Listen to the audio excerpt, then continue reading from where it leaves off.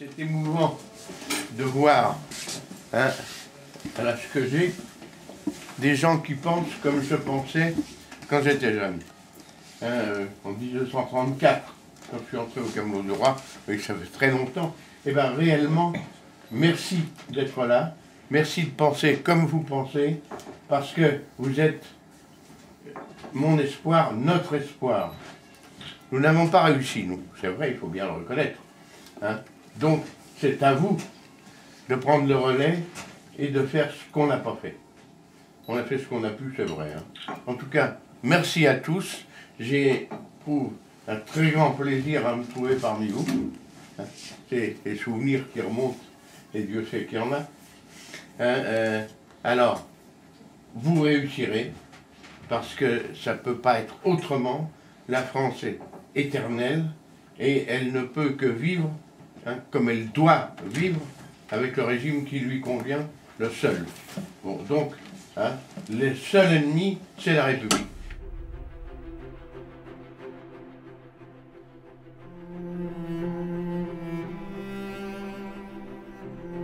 Là où il aurait fallu des chevaliers du XIIe siècle, bardés de leurs boucliers sans fêlure, brandissant leur épée aux côtés de leur croix, pour forcer le nouveau monde barbare à tenir compte de leur présence salvatrice, il y eut souvent que des privilégiés nostalgiques, des doctrinaires hautains, des traditionalistes momifiés ou aigris, des prophètes du passé, reclus dans l'immobilisme, et surtout, d'incorrigibles discoureurs, de ces hommes dont on devait dire un jour qu'ils croyaient avoir agi quand ils avaient parlé.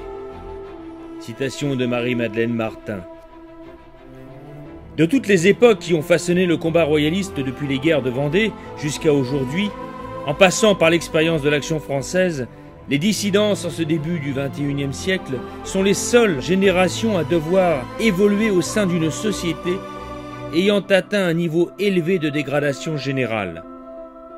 Jadis, à l'origine du combat royaliste, lors des guerres de Vendée, il suffisait simplement de faire sonner le tocsin pour que les chefs chouans et vendéens se retrouvent avec une armée prête à obéir et combattre.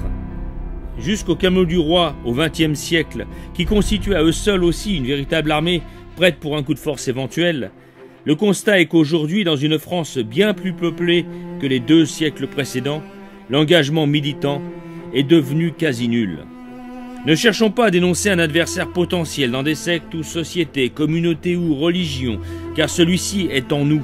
L'ennemi se nomme paresse, hédonisme, subjectivisme. L'alternative est dans notre discipline à nous remettre en cause avec humilité. L'attrait des biens matériels que la société de consommation agite nous conditionne comme la carotte fait avancer l'âne. Nous avons participé à cette décadence où l'aboutissement est dans l'avilissement de l'homme. Cette corruption des mentalités paralyse toute riposte, tout réflexe sain qui ralentirait cette marche inéluctable vers le chaos et l'abîme. Il faut bien savoir identifier son adversaire pour pouvoir mieux le combattre. Nous ne sommes pas a priori des royalistes comme certains, attachés caricaturalement, représentés comme revanchards pleurant sur les carrosses d'autrefois ou sur des droits perdus. L'analyse minutieuse des faits, appuyée sur une solide connaissance historique de notre passé, nous amène empiriquement à l'essentiel dans cette conclusion, constituant pour être cette dernière chance de la liberté, comme le disait Thierry Molnier. Que ce soit politique ou diplomatique, social ou économique, ou dans les domaines aussi variés que sont l'écologie, la santé, l'autonomisme régional ou l'urbanisme, l'équilibre minimum et humaniste exige le roi. Être royaliste, ce n'est pas seulement vouloir une monarchie à la place d'une république, c'est aussi adopter une éthique et un comportement de tous les jours. Ce qu'il faut comprendre, c'est que la République ne se contente pas seulement d'être un simple système de gouvernement, incarné par des politiciens qui la font vivre. Elle incarne aussi un mode de vie imposé à tous les citoyens et qui découle directement des déséquilibres qui constituent l'ossature de ce système. Nous savons pertinemment que la République n'est que l'avatar politique du libéralisme économique. Elle n'a jamais opposé une grande résistance au règne de l'argent, d'autant qu'elle commença par piller les biens des ouvriers tout en leur interdisant tout droit associatif. La République montra dès les origines son caractère antisocial, avec la nuit du 4 août, le décret d'Allard et la loi Le Chapelier, voté par les révolutionnaires en 1791, et s'est imposé comme étant le fer de lance du libéralisme économique. En somme, une république du fric par le fric et pour le fric, le tout au nom d'un peuple illusoirement souverain. Aujourd'hui, alors que le règne de l'argent a su atteindre son apogée par la mise en place d'une société de consommation, ancrée de façon permanente dans notre quotidien de tous les jours, le peuple de France nage dans l'hédonisme, le subjectivisme et une superficialité qui le mène vers le néant. Pourquoi être contre le socialisme si au préalable on ne détruit pas la racine du mal, qui est le libéralisme? Allons-nous reprocher à l'islam ses progrès alors que nous avons laissé un vide spirituel, déserté nos églises et renié notre foi? Pourquoi avons-nous abandonné la foi de nos ancêtres et suivi ce chemin qui nous conduit vers l'abîme? Posez-vous donc cette question. Êtes-vous réellement anti-système en adoptant comme moteur de votre vie le matérialisme, le culte du moindre effort, la haine de tout ce qui est religieux et l'attirance permanente des loisirs, sachant que c'est la République elle-même qui vous a enseigné et imposé ces choses-là depuis votre naissance? Comment se dire Spartacus en criant avec César? La grande majorité des militants anti-système de n'importe quel bord ont souvent du mal à identifier ce qui émane de la logique du système dans leur quotidien de tous les jours. En conséquence, ils adoptent un comportement et une éthique qui sont parfaitement dans la lignée de ce que le système qu'ils sont censés combattre exige d'eux. Mais ils se rassurent d'être des dissidents seulement parce qu'ils ont crié leur haine du système dans les réseaux sociaux, manifestations, collages d'affiches, pour les opinions auxquelles ils croient. Le système sait bien que rien ne bouleversera son pouvoir tant que la société de consommation noiera le peuple dans un conformisme entraînant l'abdication lente de nos spécificités citoyennes et humaines. La reconquête n'est pas chose facile et elle ne le sera jamais. Être royaliste est l'une des tâches les plus ingrates. Elle l'est aujourd'hui, elle le sera demain et pour ainsi dire, elle l'a toujours été. Elle remet en question le système dans son intégralité, dans ses fondements. Ce fut ingrat pour ces paysans chouans et vendéens de devoir quitter femmes et enfants afin d'aller combattre, alors que la plupart n'avaient jamais tenu un seul fusil entre leurs mains. Ils avaient pourtant conscience qu'ils ne reviendraient peut-être jamais, et lorsque le tocsin sonnait, ils redoutaient que cela puisse être la dernière fois qu'ils disent au revoir à leur famille. L'engagement exigeait alors de donner sa vie, comme celle de sa famille, avec le risque de perdre ce qu'une existence et des générations avaient accumulé comme biens et souvenirs. Pourtant, ils l'ont fait. Ils y sont allés, et ils ont montré à travers leur comportement, résultant d'un caractère typique forgé à travers les siècles, ce que la terre de France et l'histoire avaient donné. Cet état d'esprit, nous devons l'incarner à notre tour dans ce combat devenu le nôtre. Ce fut ingrat aussi pour ces catholiques et royalistes sociaux du XIXe siècle d'avoir combattu toute leur vie ce libéralisme économique afin de protéger les ouvriers d'une vie d'esclaves qui en découlait depuis la perte de leur protection corporative à la Révolution. Ils l'ont fait sans calcul, dans un seul souci, celui de la justice dans l'esprit chrétien, sans attendre de retour, à contrario des hommes de gauche désirant manipuler les masses ouvrières en vue d'agitation. Toutes ces lois et propositions de loi qui furent présentées et défendues dans la Chambre des députés et qui furent quasi systématiquement rejetées par le bloc républicain de droite comme de gauche montraient bien la connivence entre les parvenus de la scandaleuse révolution antisociale.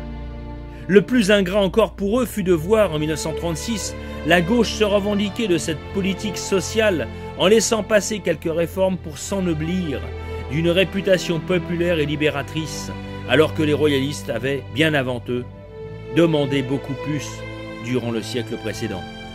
Quelle ingratitude aussi pour ces camelots du roi du XXe siècle, qui tous les jours devaient vendre le journal L'Action française dans la rue, en plus de leur vie professionnelle et familiale, en affrontant souvent d'ailleurs les violences policières et les adversaires. Eux qui, en 1910, avaient protégé, nourri et reconstruit les logements sociaux lors des terribles inondations, là où la République avait quelque temps avant fusillé les ouvriers. Toutes ces gardes à vue, toutes ces morts, aussi bien en temps de guerre qu'en temps de paix, et tout cela pour voir leur mouvement pour lequel ils avaient donné une bonne partie de leur vie finir en 1944 dans les geôles de la République sous l'accusation honteuse et fallacieuse d'intelligence avec l'ennemi. L'hécatombe terrible qu'ils subirent dans leur rang durant cette guerre de 14-18, qu'ils n'avaient pas su faire éviter. Ces chevaliers du XXe siècle, faisant face, faisant rire le peuple de France par la moquerie contre une république dont les scandales feraient pâlir le pire de nos rois, durent souffrir dans leur chair les assassinats répétés d'un système n'ayant que cela comme riposte. Ce sera Marius Plateau, le fils d'Odet âgé de 14 ans, et Ernest Berger, Jean Guiraud et tant d'autres après. Bref, en ce début du XXIe siècle, nous assistons à la terrible décadence d'une république, détruisant tout ce qui de près ou de loin touche tout esprit. Gauche comme droite, résolument au service d'un nouvel ordre mondial, transforme l'homme en numéro, en robot, délocalisable selon la volonté de la finance, mettant en péril femmes et enfants. L'heure du questionnement est largement dépassée. Quand on ne peut plus avoir confiance aux consignes de santé, aux ordres de lobby, quand il faut avec grande précaution surveiller la nourriture à consommer, lorsque l'État ne remplit plus le minimum des tâches auxquelles il devrait répondre, défense des citoyens et protection de son économie, et la liste serait longue.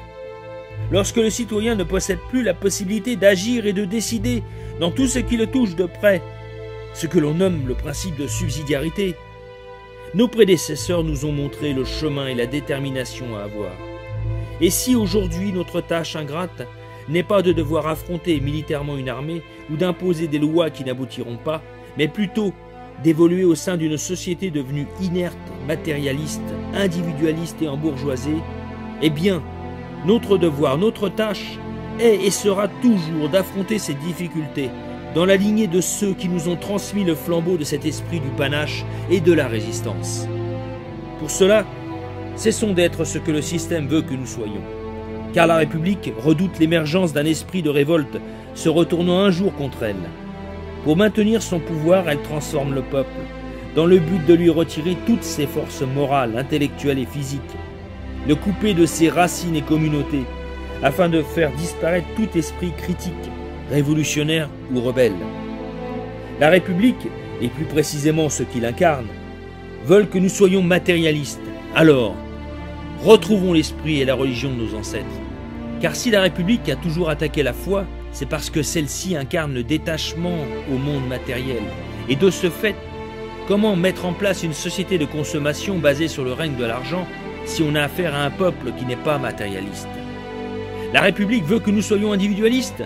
Alors, efforçons-nous de recréer les liens sociaux entre nous, et si possible, en dehors de la sphère virtuelle. La République veut que nous soyons conformistes, dans une recherche permanente de confort personnel. Alors, développons en nous le culte de l'effort comme jadis à l'époque des corporations, et retrouvons les vertus du service, car comment être efficace pour mener un combat difficile et si peu confortable, si justement on ne songe qu'à faire le strict minimum, le moins fatigant, donc sans efficacité. Il ne faut pas se motiver à faire les choses uniquement en fonction de ce qui nous fait plaisir, mais les faire parce que l'éthique chevaleresque l'exige, comme ce fut toujours le cas pour tous les héros qui jalonnent notre histoire. Notre responsabilité est d'autant plus grande lorsque l'on songe à ce qu'est devenu le peuple de France en comparaison de ce qu'il fut jadis. Tous ces siècles de combats, d'esprit chevaleresque, de sacrifices, de gloire, de légendes, renforcés par une foi inébranlable, scénée dans la splendeur des cathédrales, immortalisée dans la tradition, pour aboutir à cette civilisation française d'une foi si grande et spécifique, où chaque roi qui l'ont représenté en furent les gardiens.